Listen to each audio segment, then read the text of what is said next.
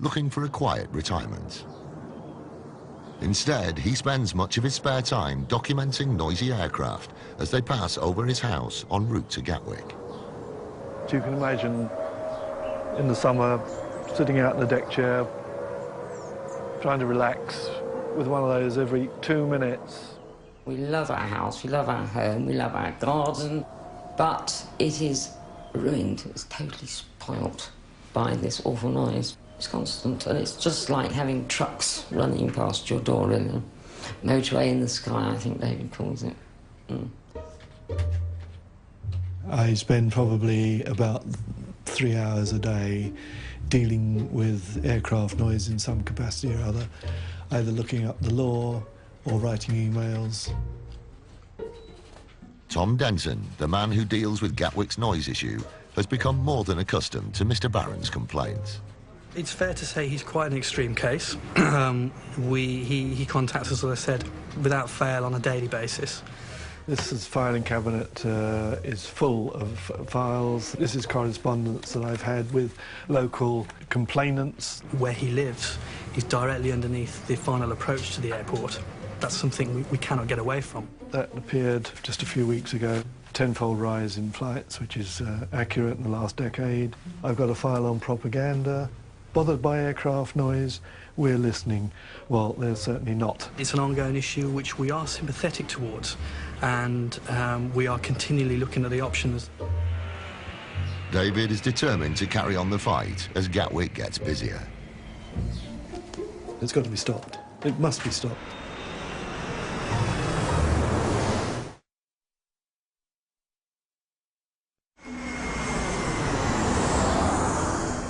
During the summer months, when Gatwick's at its busiest, as many as 53 planes will take off or land on its runway during peak hours, almost a third more than any other airport in the world.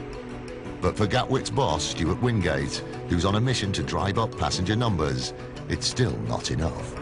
The airport was scheduling around about 50 takeoffs or landings in the peak hours, and we've had a team essentially focusing to see can we become even busier in those peak hours, and their challenge is to try to get 55 takeoffs or landings in an hour. Heading up the team is Neil Harvey, who recently left a job making car production lines more efficient to do the same with Gatwick's airlines. You're looking at, the single busiest runway in the world, and we're striving to make it even faster. The less time an aircraft spends on the ground, the better. It only earns money when it's flying. Each passenger on it is worth an average of £8 in revenue to Gatwick. So more planes means more passengers, means more profit. So you're on the seg, Haley will be on the jetty, you're lead agent, you're going to be with the cabin. To get more planes in and out of Gatwick during peak times, Neil's been working with the airport's biggest airline, EasyJet, to try and speed up their aircraft turnarounds. All ingredients in place. This is the time it takes to carry out the essential services on a plane between flights. On average, it takes EasyJet 43 minutes, but Neil wants to see if it can be done faster. So an inbound 319 with 114 odd passengers, get that deplaned, and then all the new passengers on board, all the services done in less than 30 minutes. So at the moment, it's a bit of a late inbound, so we're going to try and do it in 28. Doing the job 15 minutes faster will be a big challenge for EasyJet's ground handling crew. The wager is a simple one, is if we get it turned in 28 minutes, then I'll buy breakfast for everybody, so a full fry-up upstairs. Just want to make sure the stand's all prepared. Every aircraft turnaround requires a high level of coordination between different companies carrying out separate processes. Kit's all prepared on the stand, aircraft's on finals. Neil has been helping EasyJet to find ways of coordinating these processes more efficiently, thereby cutting the time it takes to turn the aircraft around. Now it's time to put the theory into practice. Expect a super service. Wheel wash, polish, and push. And push. Do you want us to pick up your dry cleaning whilst we're here? The plane has arrived and the countdown begins. In 28 minutes, the 10 ground staff will need to unload 114 passengers and their baggage, fill the plane with 8,500 litres of fuel, remove 150 litres of human waste, clean the cabin, restock the plane for breakfast, and board 125 passengers with their luggage. So all bags off and gone? Bags off and gone. So that's what, 7 minutes? Yeah. Okay.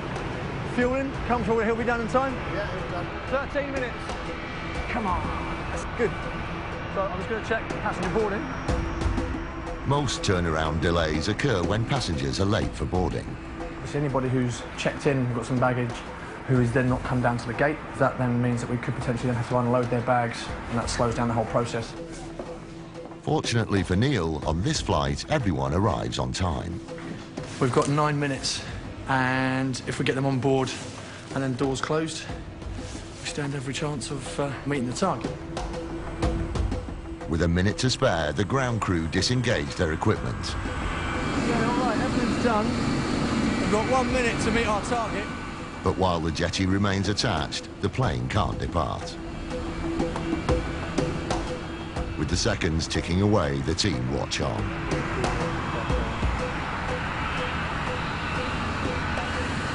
The clock's still ticking. Just got the thumbs up there. Finally, the tug pushes the plane back, and the clock stops. We're all wrapped up and ready. 28 minutes. 28. Breakfast on you then? Yeah, no. For Neil, it's been a successful morning's work. If I can get quick and stable turns, I stand a much better chance of getting the aircraft on time. If we get aircraft going on time, we get better use out of the stands, the aircraft gets better use out of their fleet, and that leads directly on to getting more out of the runway, which is our ultimate aim.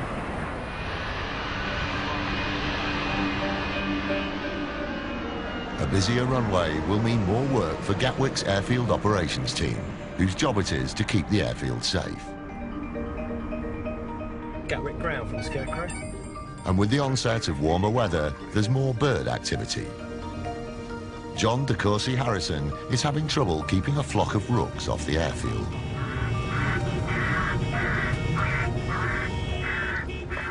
Earlier, a plane hit a starling. Even a small bird like this could seriously damage an aircraft. So it's time for John to raise the stakes.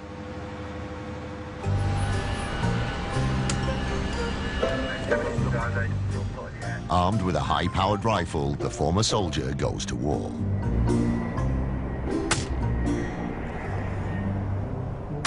Culling individual birds discourages the rest of the flock from descending on the airfield. John's 3 hits should do the trick. Just that shot that I fired earlier has done the job as far as I'm concerned. There isn't any rooks down there now. So it really is a battle against us and the birds. For me, that's the war won.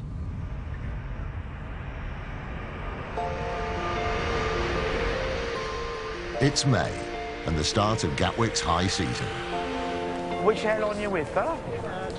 So you're going to be just inside here. Just go down to the end where it says walk this way. The airport is ready for its busiest time of the year, with an extra 200 flights a day.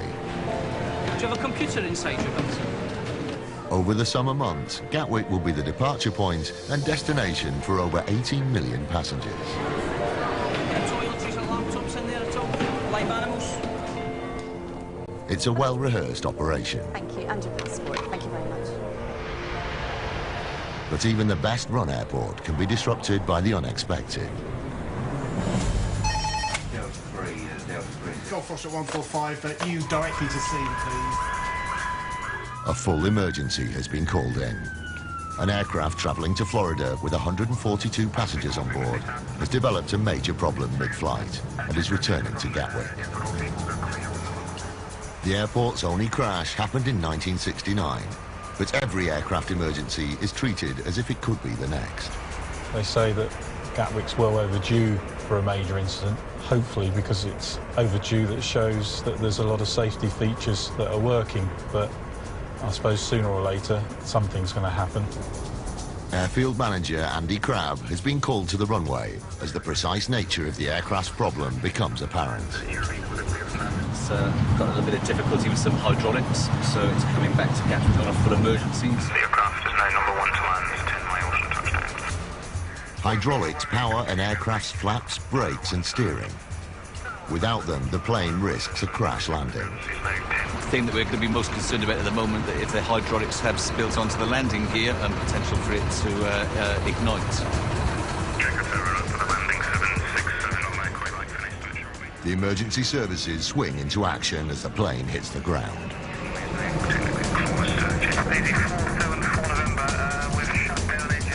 The plane brakes safely, but with reduced steering is unable to leave the runway. The aircraft isn't moving, there will be a heightened state of anxiety. As the fire service check the undercarriage, the stricken plane is causing a massive traffic jam. So at the moment there are 6 aircraft in the sky waiting to land, and there are 3 on the ground waiting to depart. If the runway isn't open soon, inbound aircraft will have to divert to Gatwick's rival airports. And that's turning into a nightmare now. We've lost 4 aircraft that were due to land at Gatwick. They've diverted to another airfield. With every flight that has to divert, Gatwick is losing money, and it takes 40 minutes before the aircraft is finally towed off the runway. So that's the runway now reopened. It was roughly about a 45-50 minute closure in total. 2 hours after leaving Gatwick for Florida, the 142 passengers are back where they started. Great news for those passengers. They're literally going to get taken back to the departure lounge. There's another aircraft here that's fully serviceable, and hopefully they'll be off in the next hour.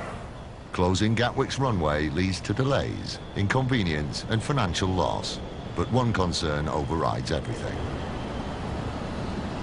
People know that there are commercial pressures to reopen the runway, but not compromising safety, ever. And nobody ever questions it either. And I think the day that we start thinking any differently about it is the day we probably need to stop doing the job.